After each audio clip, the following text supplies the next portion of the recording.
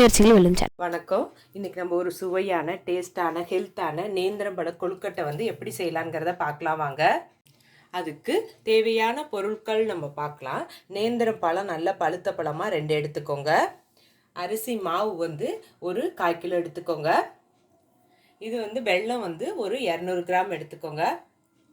தேங்காய் வந்து அரை மூடி எடுத்து இது மாதிரி துருவி வச்சுக்கோங்க. ஏலக்காய் வந்து 2 எடுத்துக்கோங்க.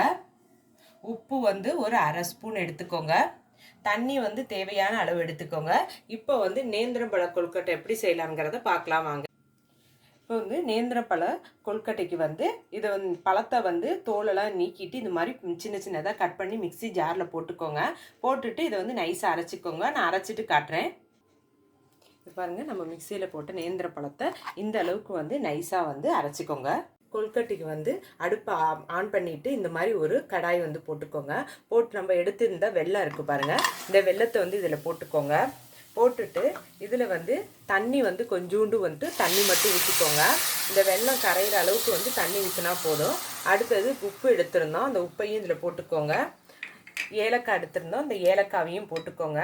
வெல்லம் வந்து நல்லா கரையணும். கரைஞ்சதுக்கப்புறம் நான் காட்டுறேன் பாருங்கள். நம்ம வெல்லம் போட்டிருந்தோம், அது நல்லா கரைஞ்சிருச்சு.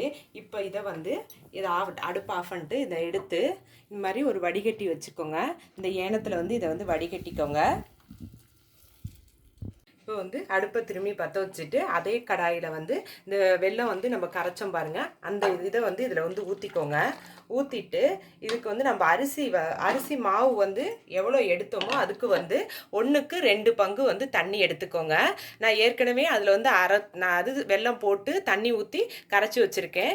இப்போ இந்த கப்பில் வந்து 1 ஊற்றிருக்கேன், 1 கப்பு. இப்போ அதே கப்பில் வந்து ஒரு அரை கப்பு மட்டும் திரும்பி ஊற்றிட்டு இதை வந்து இதில் ஊற்றிக்கோங்க. அடுத்தது நம்ம தேங்காய் துருவி எடுத்துருக்கோம் பாருங்கள், இந்த தேங்காவையும் வந்து இதில் சேர்த்துக்கோங்க. இது வாழைப்பழத்தை வந்து நேந்திர வாழைப்பழத்தை வந்து அரைச்சோம் பாருங்கள், அந்த வாழைப்பழத்தை வந்து இதில் வந்து சேர்த்துக்கோங்க. சேர்த்துட்டு இந்த தண்ணி வந்து ஃபுல்லாக வந்து நல்லா கொதிக்கணும். கொதிச்சதுக்கப்புறம் தான் நம்ம பச்சரிசி மாவை வந்து போடணும். இது கொதிச்சதுக்கப்புறம் நான் காட்டுறேன்.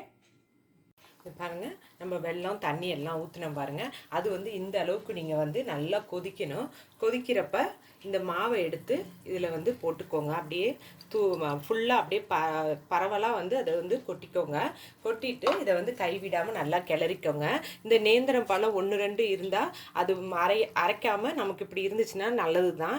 அந்த கொழுக்கட்டையில் நம்ம உருட்டி நம்ம சாப்பிட்றப்ப அதோட வாயில் சாப்பிட்றப்ப நல்லாயிருக்கும். இதை நல்லா ஃபுல்லாக கட்டி இல்லாமல் கிளறி விட்டுட்டு உங்களுக்கு காட்டுறேன்.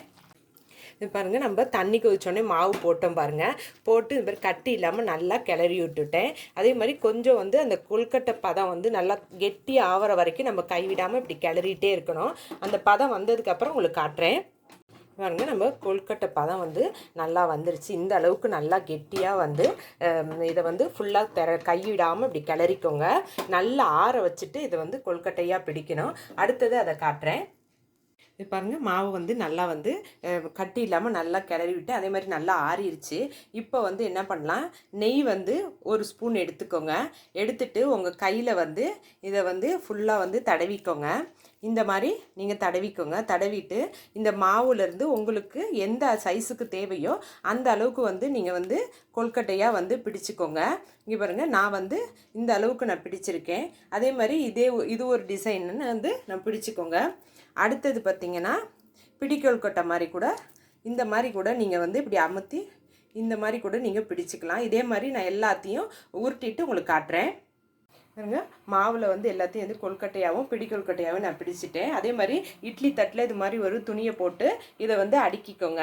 அடுக்கிட்டு இதை எடுத்துட்டு அடுப்பை ஆன் பண்ணிட்டு இங்கே இட்லி கொப்பரையில் வந்து தண்ணி ஊற்றிக்கிட்டேன். தண்ணி ஊற்றி வச்சாச்சு. இப்போ வந்து இதை வந்து இதில் உள்ளே வச்சுட்டு ஒரு 5 நிமிஷம் மட்டும் நல்லா வேகட்டும். வெந்ததுக்கப்புறம் நான் உங்களுக்கு காட்டுறேன். பாருங்க, நம்ம கொழுக்கட்டை வந்து பிடிச்சி வச்சுருந்தேன் பாருங்கள் இட்லி கொப்பரையில், அது வந்து நல்லா வெந்துருச்சு.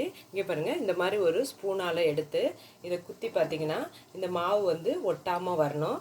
இங்கே பாருங்கள், கரெக்டாக வந்து நல்லா ஒட்டாமல் வருது பாருங்கள், இதுதான் கரெக்டான பதம். இப்போ இது எல்லாத்தையும் நான் வந்து எடுத்துகிட்டு உங்களுக்கு காட்டுறேன். நமக்கு வந்து கொழுக்கட்டை வந்து ரெடி ஆகிடுச்சு. நான் தட்டிலையும் எடுத்து போட்டுக்கிட்டேன். நேந்திரம் பழம் வந்து பிள்ளைங்க சாப்பிடாத பிள்ளைங்களுக்கு இது மாதிரி ஒரு கொழுக்கட்டையாக நீங்கள் செஞ்சு கொடுங்க. நல்லா டேஸ்ட்டாகவும் இருக்கும், நல்லா சத்தானது.